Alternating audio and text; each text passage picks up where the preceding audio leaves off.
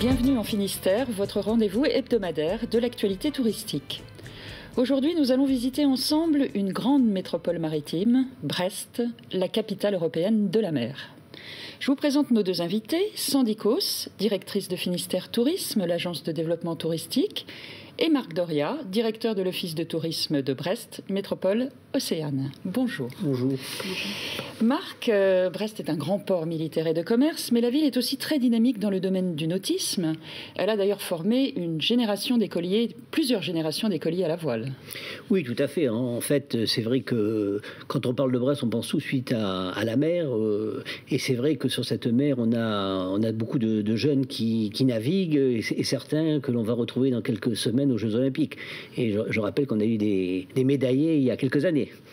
Sandy, la rade de Brest ne forme-t-elle pas également un lieu idéal pour pratiquer les loisirs nautiques ? Tout à fait. La particularité de la rade de Brest, c'est qu'elle est complètement protégée de la houle et qu'elle offre donc un plan de pratique assez exceptionnel qui permet non seulement à des adeptes de la voile ou d'autres pratiques nautiques expérimentées de pratiquer, mais également à des débutants. Et ça permet également de sortir toute l'année. Il faut savoir que la station nautique de la rade de Brest est également la plus grande station nautique de Bretagne. Et vous y trouvez un certain nombre de professionnels qui vont vous permettre soit de louer du matériel pour une pratique individuelle, soit autrement des cours encadrés qui vont vous permettre d'apprendre un certain nombre d'activités, que ce soit en matière de voile légère, de planche à voile, kayak, on va trouver également de la plongée. Toutes ces activités-là sont donc accessibles au niveau de la rade de Brest et avec vraiment un matériel et un encadrement par des professionnels qui sont qualifiés. C'est ce que nous allons voir sur le clip avec Anne-Claire Lebert, championne brestoise de match racing, et nous nous retrouvons tout de suite après.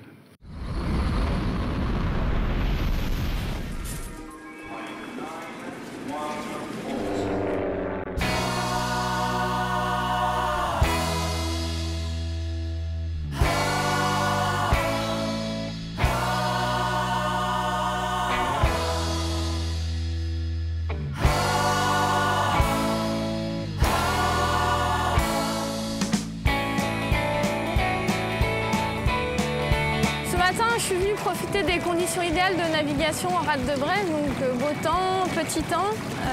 Cette rade, je la connais bien, je navigue ici depuis toute petite.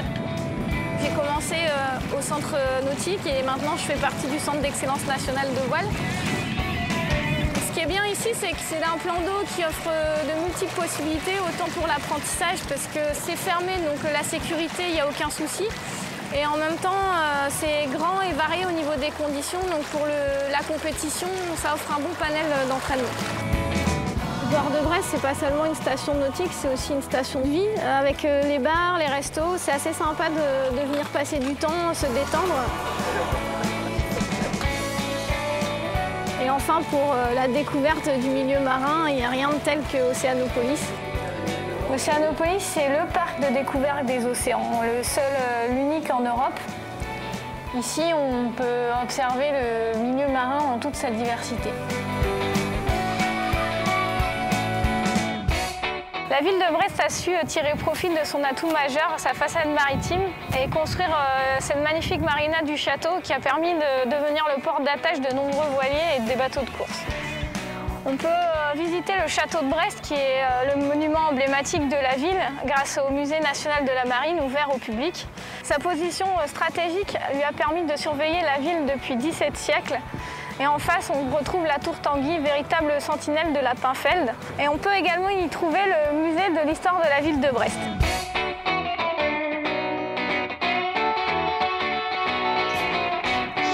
Notre atout de la ville est son réel développement culturel. Moi, ce que j'aime bien faire, c'est aller au concert à la Carène. Donc, toute l'année, il y a une programmation assez sympa. En plus de ça, il y a le festival autour, comme Penard Jazz ou Astropolis, qui est la plus grande scène française en musique électro. Et puis, l'été, ce qui est vraiment sympa, c'est les jeudis du port. Donc, c'est une fête vraiment familiale. Et s'il y a un événement à ne pas manquer, ce sont les fêtes maritimes internationales. De nombreux bateaux du monde entier et leurs équipages se rejoignent à Brest pour quelques jours dans une ambiance festive. Et c'est vraiment l'occasion de découvrir l'âme de ce pays marin.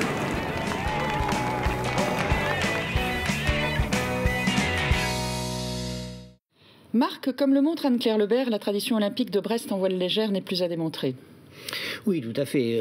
Comme je le rappelais tout à l'heure, on a quand même sur cette belle rade de Brest toute l'année des acteurs sportifs qui s'entraînent. Il ne faut pas oublier qu'on a le pôle Voile France qui est basé à Brest et que nous avons à chaque Olympiade des Brestois qui vont défendre à la fois les couleurs de la France et aussi les couleurs de la Bretagne et de Brest. Ce qui sera d'ailleurs le cas cette année. Ce qui sera le cas d'ailleurs cette année, effectivement. Je pense à Thomas Le Breton, je pense à Marie Rioux et à d'autres. Sandy, Brest est un grand port et on dit souvent de ces villes qu'elles sont ouvertes sur le monde. Qu'en pensez-vous? Ce que tout le monde reconnaît à Brest, c'est que c'est une ville ouverte qui est résolument tournée vers le monde et très hétéroclite. On y trouve différentes populations qui se côtoient. Ça va des étudiants, les marins, les explorateurs, mais aussi des chercheurs, des chefs d'entreprise. C'est une ville où les populations se mélangent et où on a vraiment le sentiment d'être dans un univers très ouvert. Alors, c'est certainement dû à la situation de Brest, puisque Brest est située au niveau d'une rade qui est la plus grande rade d'Europe, peut-être la plus belle aussi, mais c'est également lié à la culture de ses habitants, qui ont compté un certain nombre d'explorateurs, d'aventuriers, des gens qui sont partis découvrir des pays lointains, comme la Pérouse, comme Frézier également. Ce sens de l'aventure, ce goût de la découverte, on le retrouve aujourd'hui à travers tous les projets de la ville. Il faut savoir que l'aéroport de Brest est le premier aéroport de Bretagne sur des vols nationaux et internationaux. Brest, c'est également un pays de chercheurs, puisqu'il y a 60% de la recherche dans le domaine marin qui est concentrée sur Brest. On le retrouve aussi au niveau d'équipements structurants qui ont été créés ces dernières années. Et je voudrais par là citer notamment Océanopolis, que tout le monde connaît, le parc de découverte des océans, qui est un parc unique en Europe, qui a déjà accueilli près de 8 millions de visiteurs depuis son ouverture. Il emmène en fait le visiteur dans une aventure au travers des océans de la planète. Et cette aventure, elle est peuplée non seulement de faune, mais de flore. C'est vraiment un parc exceptionnel et qui mérite d'être visité. Cette richesse, on la retrouve d'ailleurs dans la très grande palette d'activités qui est offerte aux visiteurs. Marc, quelle est la particularité de ce tourisme urbain? Alors, on a un tourisme urbain qui est déjà assez spécifique, puisque quand on parle de stratégie de tourisme urbain, on ne peut pas raisonner uniquement sur la métropole, mais ça s'étend très largement sur l'environnement et je veux dire le pays de Brest. Alors c'est vrai que, comme le rappelait Sandy, le navire amiral, c'est Océanopolis, bien entendu, mais à côté d'Océanopolis, nous avons un certain nombre d'équipements qui sont extrêmement attractifs. Je pense au musée de la Marine, je pense au conservatoire botanique, qui est quand même le second conservatoire botanique d'Europe, puis tout ce que nous avons eu l'occasion de créer au fil du temps, comme par exemple le jardin d'explorateurs, qui rappelle ce qu'évoquait Sandy tout à l'heure, le retour des fameux explorateurs. Et puis nous avons également des galeries d'art qu'il ne faut pas oublier.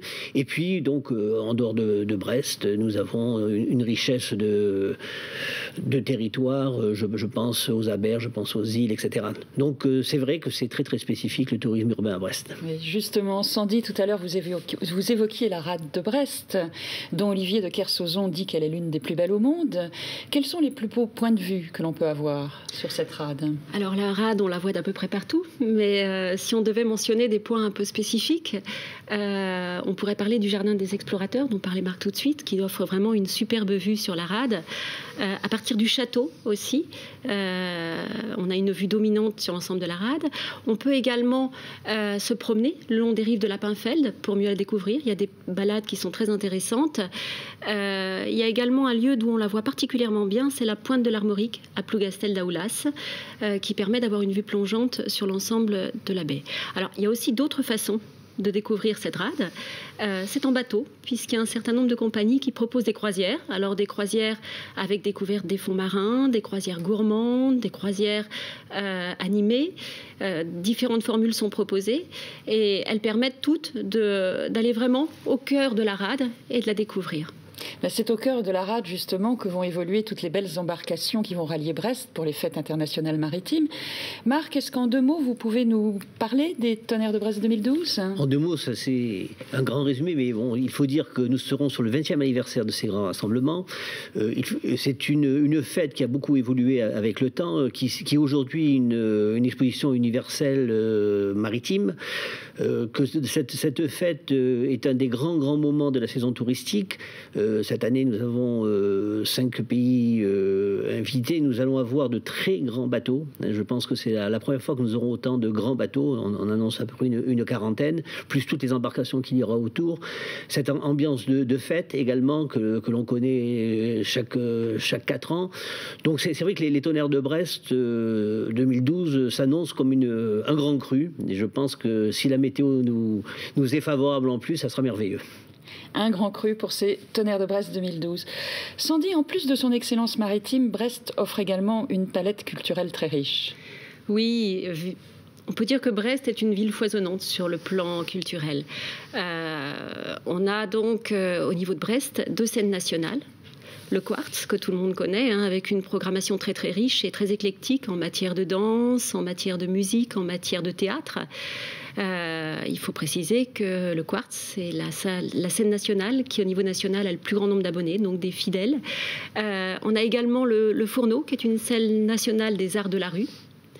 Et quand on parle des arts de la rue, Brest est très animé, très dynamique, et propose un certain nombre d'animations. On a notamment les Jeudis du Port, qui ont tous les ans un succès de plus en plus important. On a également le Printemps des Sonneurs, qui est une manifestation qui aussi sait séduire les familles, très conviviale. On a également, donc, dans le secteur des musiques plus contemporaines, Astropolis, qui est un festival de musique électro qui a su trouver sa place au niveau des festivals au rang européen et qui, depuis plusieurs années, tous les ans, connaît un succès de plus en plus grand. On pourrait également parler du Festival européen du film court qui, de son côté, commence aussi à inscrire ses lettres de noblesse. Donc une palette de manifestations extrêmement riche. Marc, pour terminer, les visiteurs sont souvent impressionnés par la qualité de l'accueil qu'ils reçoivent à Brest. Pourquoi ? Je crois que ça s'inscrit un petit peu dans la tradition déjà bretonne. On a beau dire que nous sommes des gens froids, c'est pas vrai. On sait accueillir, et je pense qu'à Brest en particulier, on a un sens de l'accueil, peut-être aussi lié à notre histoire et notre histoire maritime particulièrement. Et je pense qu'on va le démontrer une fois de plus en 2012. Très bien, merci Sandy, merci Marc. Nous nous retrouvons la semaine prochaine pour une nouvelle découverte.